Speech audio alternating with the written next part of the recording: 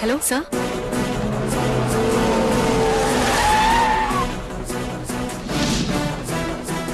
ഇയാളാണോ മാധവൻ? അല്ലച്ചാ, ഇത് കുഞ്ഞുണ്ണിയാ. ഇത് ടീച്ചർ സൂക്ഷിച്ചു വെച്ചിരുന്നതല്ലേ? പട്ടാഴിയിലേക്ക് വരാൻ ഇനിയും ടീച്ചർക്ക് മനസ്സുണ്ടെങ്കിൽ ഇപ്പൊ ഇതിനകത്ത് നിറങ്ങണം.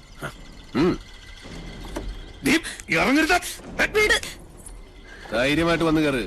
കുഞ്ഞുണ്ണി കൊണ്ടുപോകും ടീച്ചറെ. ഒരുത്തനും നമ്മളെ തടയില്ല. നീ ഇവിടെ കൊണ്ടുപോകുന്നൊന്ന് കാണട്ടെ.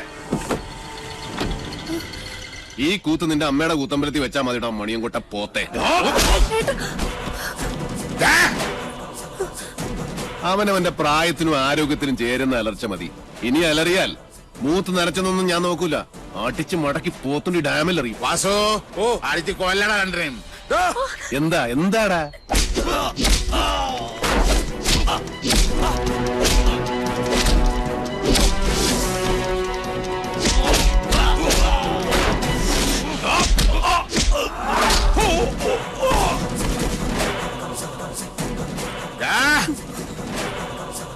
ജനിപ്പിച്ച തന്തയെ മോള് തള്ളി പറയണമെങ്കിൽ ഒന്നുകിൽ അച്ഛൻ അച്ഛനല്ലാതാവണം, അല്ലെങ്കിൽ മോൾ അത്രയ്ക്ക് ദുഷ്ടയാവും. ഇതിലേതാണെന്നുള്ളത് തെക്കോട്ട് തലവെക്കുന്നതിന് മുമ്പ് കാരണം ഒരു ആലോചിച്ച് തീരുമാനിക്കും. രുദ്രാക്ഷം കഴുത്തിലല്ല, മനസ്സിലാണ് വേണ്ടത്. കേട്ടോ മോണിയംകൂട്ട് രാവണ. ഒന്നുകിൽ ഇത് ഇവിടെ വെച്ച് അവസാനിപ്പിക്കണം, അല്ലെങ്കിൽ നമുക്ക് ഇവിടെ നിന്ന് തുടങ്ങാം. രണ്ടായാലും എനിക്ക് വിരോധമില്ല.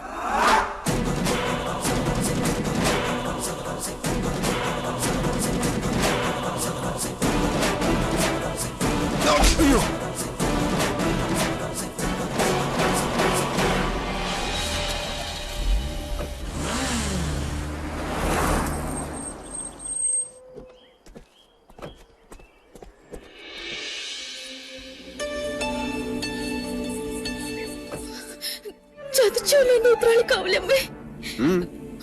അതാരാ കുഞ്ഞുണ്ണിയുടെ കൂടെ? ഓ മനസ്സിലാവണില്ല. അതാണ് ആ തേമ. ചെന്ന് വേഗം പെർഫോമൻസ് തുടങ്ങിക്കോ. ആരാണാവോ? അമ്മേ, ഹായ്, എന്താ കുട്ടി ഏതാ? അമ്മ എന്നെ ശപിക്കരുത്. പാർവതി, ഈ കുട്ടി ഏതാ? എനിക്കറിയില്ല, ഞാൻ കണ്ടിട്ടില്ല. ഈ കാണാലോ, അമ്മയ്ക്കും ചിറ്റശിക്കും ഇനി കണ്ണ് നിറയെ കാണാം. ഇത് മിത്ര നമ്പൂതിരി, നമ്മുടെ ഇവിടുത്തെ സംസ്കൃത കോളേജിലെ ടീച്ചറാ. പഠിച്ചത് ഇവിടെ തന്നെ. ആദ്യമേടെ അനുഗ്രഹം വാങ്ങിക്കാൻ വന്നതായിരിക്കും. നന്നായി വരൂ കേട്ടോ. ഏതാ ഇല്ലം? അത് മണിയാമ്പള്ളി. മണിയാമ്പള്ളി മണിയാമ്പള്ളി കേട്ടിട്ടില്ലേ? മണിയാമ്പള്ളി ഇല്ലം കേട്ടിട്ടില്ലേ? മണിയാമ്പള്ളി ഇല്ല. ഇപ്പൊ കേട്ടല്ലോ. ഇനി മനസ്സ് തുറന്നങ്ങോട്ട് അനുഗ്രഹിക്കുക. എന്നിട്ട് അമ്മയുടെ അരയിലിരിക്കുന്ന ആ താക്കോൽക്കൂട്ട് എടുത്ത് ടീച്ചറെ ഏൽപ്പിക്കുക. ഈ നിൽക്കുന്നതേ അമ്മയുടെ പുത്രവധുവാ. എന്താ? ബോംബ് പൊട്ടി. ഇനി മുതൽ ടീച്ചറാ ഇവിടുത്തെ ആത്തേമ്മ. ശിവ ശിവ, എന്തായി കാണുന്നത്? എടാ, എന്ത് തോന്നിയാസം കേട്ടാന്നായോ നിനക്ക്? കിരാവൻ ഇല്ലത്തിന്റെ അന്തസ് കെടുത്തിയില്ലോ നീ? ഞാൻ കിരാതനും കാട്ടാളിനും ഒക്കെയാ, സമ്മതിച്ചു. പക്ഷേ ഇതെന്റെ വധുവല്ല. പിന്നെ ഇത് അമ്മയുടെ മൂത്ത മകന്റെ വേളിയാ. പ്രൊഫസർ പട്ടാഴി മാധവൻ നമ്പൂതിരിയുടെ സഹധർമ്മിണി. എന്താ, ആർക്കൊന്നും മനസ്സിലായില്ലേ? ശിവ ശിവ ചോദിച്ചു നോക്കൂ. ഇവൻ പറയണതൊക്കെ നേരാ? അതെ. മാധവ, മാധവ കേശവ.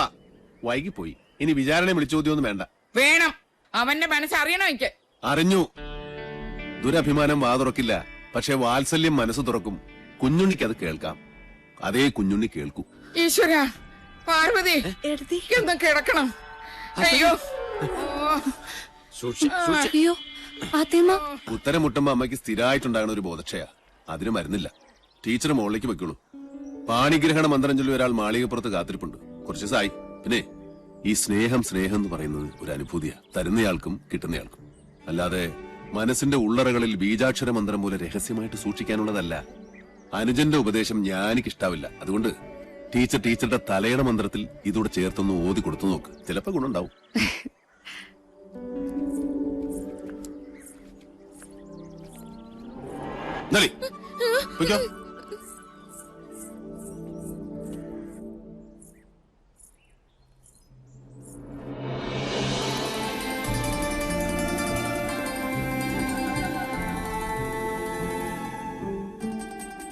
കണ്ടുവല്ലേ, അഗ്നിയാകാനും ഹിമമാകാനും നിമിഷാർത്ഥം പോലും വേണ്ടാത്ത എന്റെ ഉണ്ണിയെ.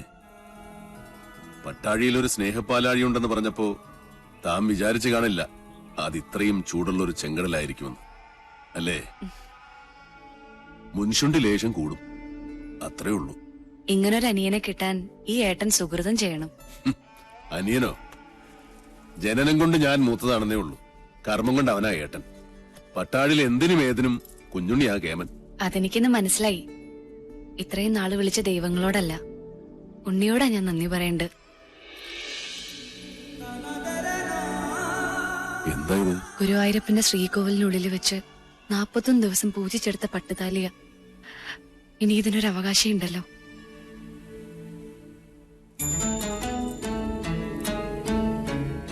എന്താ ഇയാൾ ഉദ്ദേശിക്കണേ? എന്റെ കഴുത്തിൽ ഈ ചരട് കെട്ടിത്തരണം. ഇപ്പോ ഈ നിമിഷം. കൊള്ളാം.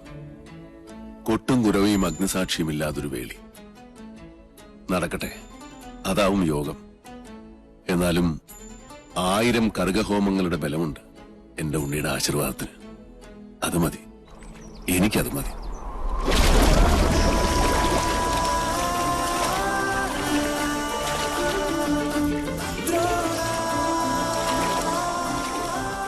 ചെമ്പറയിലേക്ക് പോവാൻ തന്നെ തീരുമാനിച്ചോ? ഈ യാത്ര ഞാനായിട്ടല്ല, ഈശ്വരൻ നിശ്ചയിച്ചതാണ്. മാധവൻ പോയിരിക്കും. പടനിലത്തിന്റെ എതിർവശത്ത് നിന്റെ അച്ഛനും സഹോദരങ്ങളുമാണ്. നിനക്ക് കരയാം, ചെമ്പ്ര ഇനി ശ്മശാന ഭൂമിയാകാൻ അധികം കാലമില്ല. ഒരു താത്രിക്കും രക്ഷിക്കാൻ കഴിയില്ല ചെമ്പ്രയെ.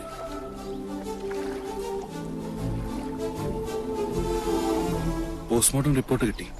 കുളത്തിൽ കിടന്ന് ശ്വാസം മുട്ടി മരിച്ചെന്നാണ് റിപ്പോർട്ട്. നെല്ലൂർ മന വിൽക്കാനൊരു നീക്കമുണ്ടെന്നറിഞ്ഞു. മന പൊളിച്ചു മാറ്റാനാ പ്ലാൻ. ഒരു ഗ്രഹം ഭൂമിക്ക് മുകളിൽ നിൽക്കണോ വേണ്ടോ എന്ന് തീരുമാനിക്കുന്നത് മനുഷ്യനല്ല, അതിന്റെ കണക്കും ഈശ്വരന്റെ കയ്യിലാണ്.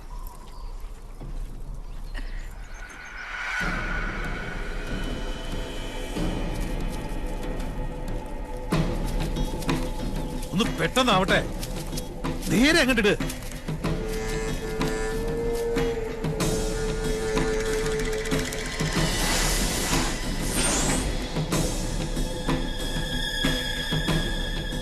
ആ പടവ് വരെ അങ്ങോട്ടിട്ട്. ആ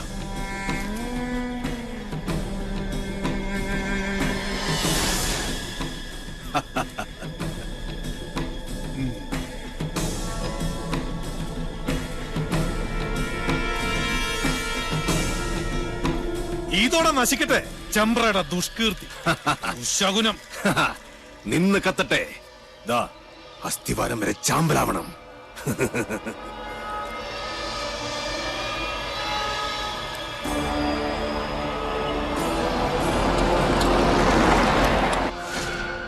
ഒരു തരത്തിൽ പറഞ്ഞാൽ ഇതും ഒരു ബ്രഹ്മഹത്യയാണ്.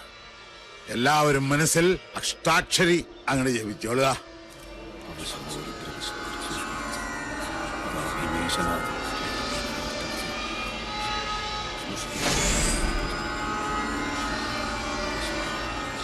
ഇനി ഒട്ടും അമാന്തം വേണ്ട, അതിനങ്ങിട്ട് അമർത്തുക.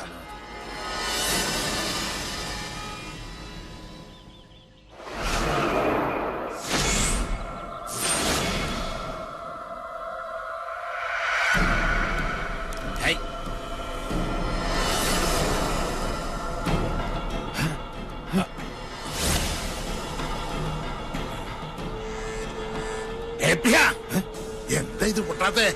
എന്താ എന്ത് പറ്റി നോക്കട്ടെ.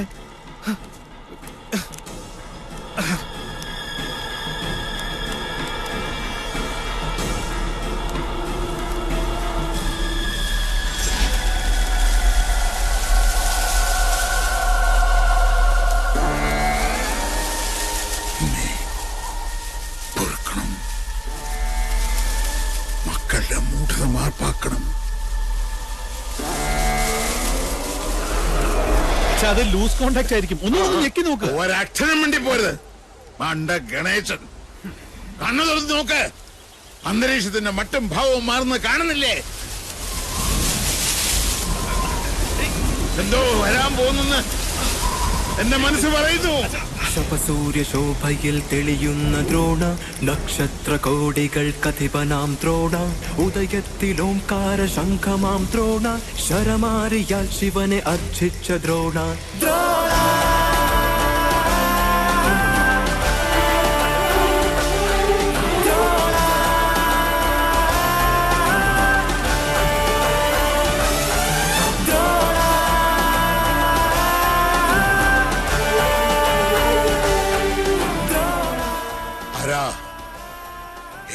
അവതാരം? 10 അവതാരങ്ങളും ആണുങ്ങളായിരുന്നു. ആണുങ്ങളെ കണ്ടിട്ടില്ലാത്ത മണിയങ്കോട്ടെ അച്ചിക്കോന്തന്മാർക്ക് പുരുഷ പ്രജകളെ കണ്ടാൽ കണ്ണിൽ ഇരുട്ട് കയർ പിച്ചും പേയും പറയും.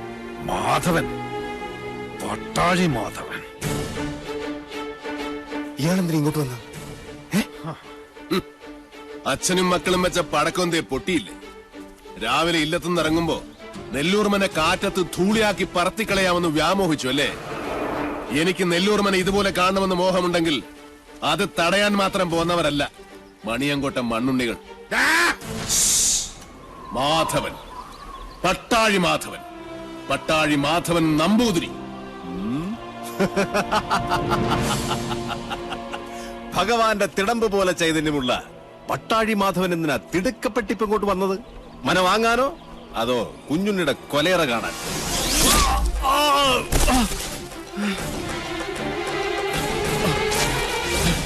5 പ്രാണനും അലറിക്കരഞ്ഞ് അപേക്ഷിച്ചാലും ഈ ദയന് ഞാൻ ആവർത്തിക്കില്ല. ഒരു ദിവസം അവസാനിപ്പിക്കും നിന്റെയൊക്കെ ധാർഷ്ട്യം ഞാൻ. പക്ഷേ അന്നും തീരില്ല എന്റെ വ്യസനം. അവനെ വിടുക. എന്താ വേണ്ടത് നിനക്ക്? എനിക്ക് വേണ്ടത് ഒന്നൊന്നായി ഞാൻ കൊണ്ടുപോകും. അതുവരെ കണ്ടുപോകരുതൊന്നിനെയും ഈ മുറ്റത്ത്. ഗുരുനാഥർ പറഞ്ഞ കേട്ടില്ലേ? ഇറങ്ങി പോവാ മുറ്റത്തുനിന്ന്. നീ ആരാടാ അത് പറയാൻ? നെല്ലൂർ മനയുടെ ആധാരം തൊട്ടുപോകരുത് എന്റെ കുട്ടികളെ. അവരിൽ നിന്ന് കിട്ടിയാ കിട്ടിയതുപോലിരിക്കും. ജീവച്ഛവമായി കിടക്കാൻ എണ്ണപ്പാത്തികൾ ഇനിയുമുണ്ടല്ലോ മണിയങ്കോട്ട്.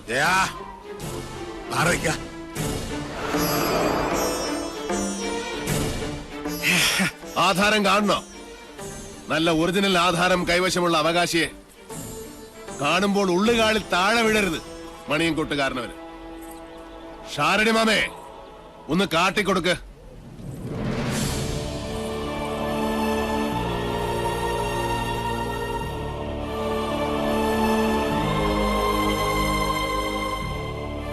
നെല്ലൂർ മനയുടെ അവകാശി തുളസിമണി.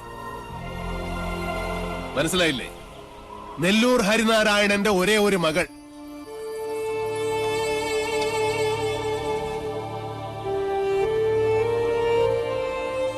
ഗുപ്തൻ ഓർമ്മയില്ലേ ആ ദിവസം?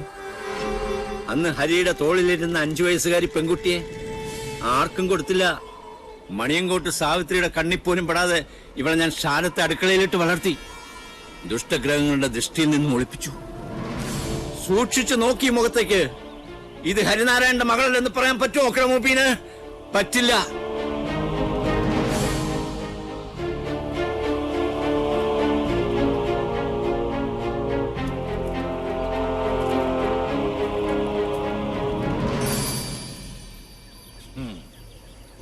പാവം ഈ ശാരൻ. 7 സമുദ്രങ്ങൾക്കപ്പുറം ഒളിപ്പിച്ചിട്ടും നീ രക്ഷപ്പെട്ടില്ലല്ലോ മോളെ. എത്ര ആവാഹിച്ചിട്ടും സാവിത്രി ഇറങ്ങി വരാത്തതിന്റെ രഹസ്യം ഇപ്പൊ മനസ്സിലായി. കാത്തിരിക്കുക അവള്. ചെല്ല്, വലതുകാല് വെച്ചങ്ങട് കയറുക. ഈ തുളസിക്കതിരും സാവിത്രി പറിച്ച് തലേ ചൂടും. അതിനു മുമ്പ് സാവിത്രിയെ ചുട്ട് ഭസ്മമാക്കി നിങ്ങളുടെ നെറ്റിയിൽ ചാർത്തിയിട്ടുണ്ടാവും മാധവൻ. പഞ്ചഭൂതങ്ങളും അഷ്ടദിക്കുകളും 5 സ്വരൂപത്തിൽ വാഴുന്ന ഈശ്വരൻ സാക്ഷി. ഇന്ന് തുടങ്ങും നിന്റെയൊക്കെ രാപ്പനി. പോ, ചെന്ന് രാശി വെച്ച് നോക്ക്. നിന്റെയൊക്കെ ലഗ്നത്തിലും ചന്ദ്രനിലും മൃത്യു നിറഞ്ഞു നിൽപ്പുണ്ടാവും. പോ, വന്ന വഴിക്ക് പോകാൻ. മക്കൾക്ക് അച്ഛൻ വഴികാട്ടി കൊടുക്ക.